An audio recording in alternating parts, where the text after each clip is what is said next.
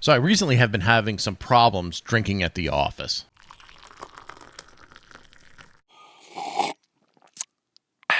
Apparently it's become a big enough issue that my boss is threatening my job.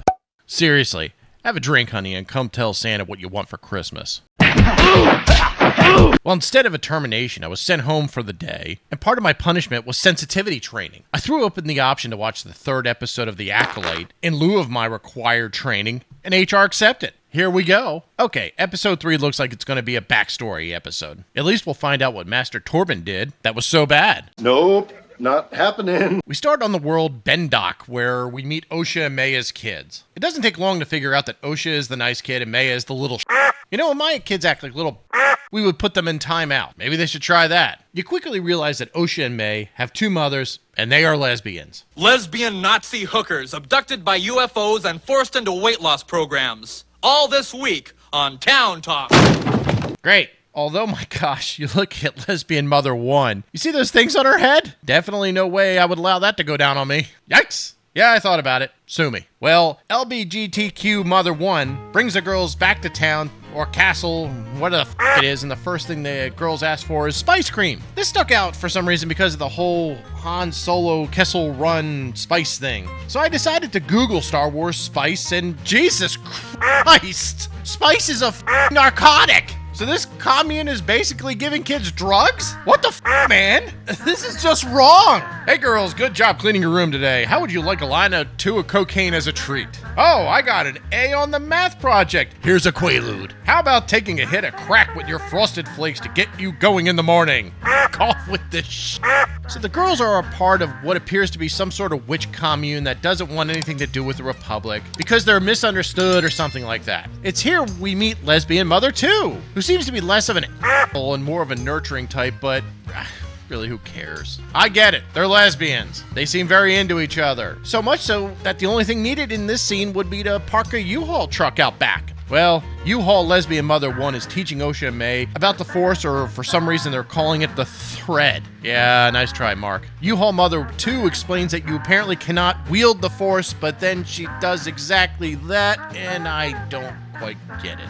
She literally contradicted herself in the next sentence. Whatever. She then mentions the power of the 1 versus the power of 2, but I am really powered confused. Shouldn't the power of 2 be stronger than the power of 1? You would assume that double force is greater than single, but I don't care. Next up, we have the girls preparing for their coming out party or whatever the is going on. I like how Maya's like, I'm gonna eat 4 spice creams once the party gets started. And I was like, holy it's funny that you present 8-year-old kids as such a junkie. It's almost like if my 8-year-old son was receiving his first Holy Communion and saying as a treat he's gonna bury his face in a pound of cocaine. Cocaine is a hell of a drug. We then switch to the Ascension celebration, and you have a bunch of U-Haul witches doing some sort of impromptu dance while hooting and hollering. Christ, I didn't think it was possible to hear a more pitchy screaming than Sinead O'Connor song that they just keep moaning and chanting on and on and on. It just sounds like whining, but I guess technically it's chanting. The power of 1, the power of 2, the power of Manny. I was like, who the is Manny? Get back to work, Manny.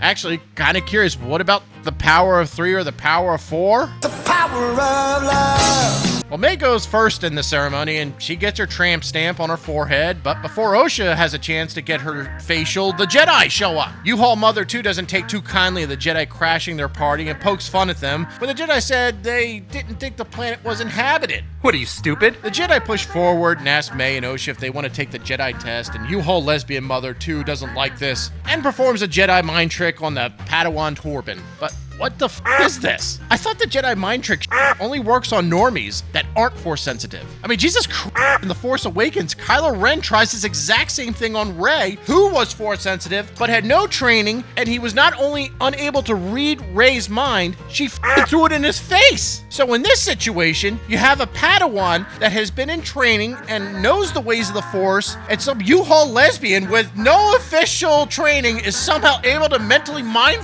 him? Oh man, come the on! It's in situations like this that exposes the true intentions of the writers. They don't give a about Star Wars, the lore, or its fan base. There's a point to be made, and damn it, we're gonna make it.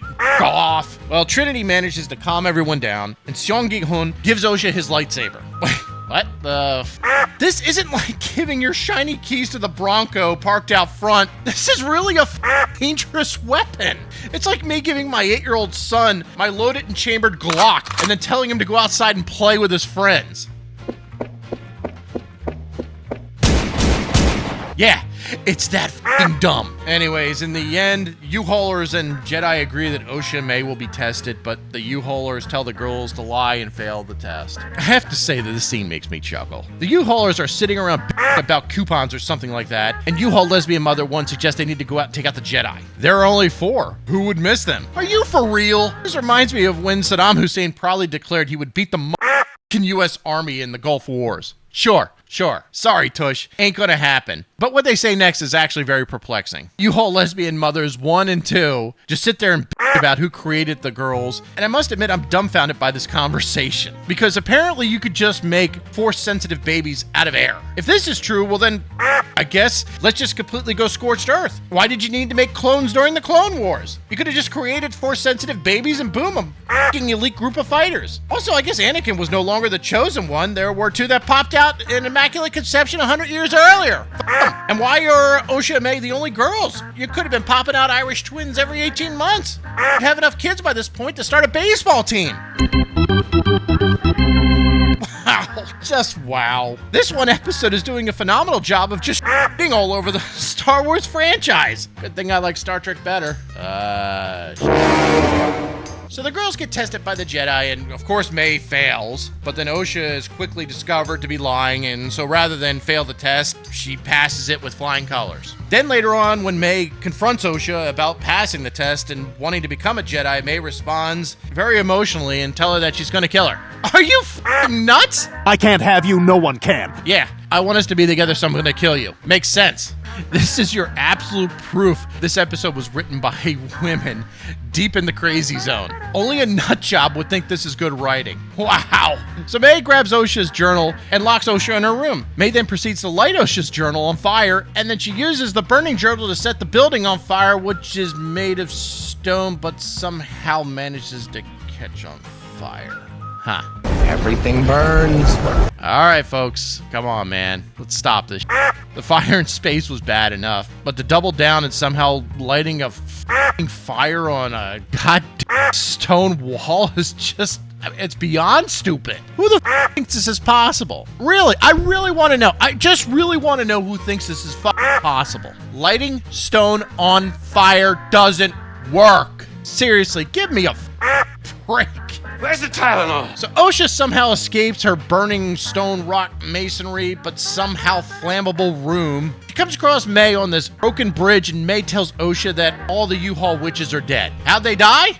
Nobody knows. May probably did the whole wasp and gasoline trick to them. Yes. But then there's an explosion, and Seong Gi-hun saves Osha and lets May fall to her death. Wait, what? There's no using the Force to save her this time? Nothing makes sense anymore. Osha goes on to stay with the Jedi, and May pops out at the end in front of the giving tree. Yeah, no explanation. All right. Well, we kind of know she's not dead, but, you know, it would be interesting to know how she survived, but the show won't give us that, because you. This is just a stupid show. Why the hell am I watching it? I don't know. But I simply find it nothing short of amazing as to how far Disney will go to completely torture franchise just to spin a message. Good for you, Disney. Off. Hey, thank you for watching. We hope you understand this is just satire, and we have a good time doing it. If what you saw here made you happy, please hit the like and subscribe button. And if you didn't like what you saw here, please hit the like and subscribe button, because it'd make me happy. Thanks for watching. Now please, just leave me alone.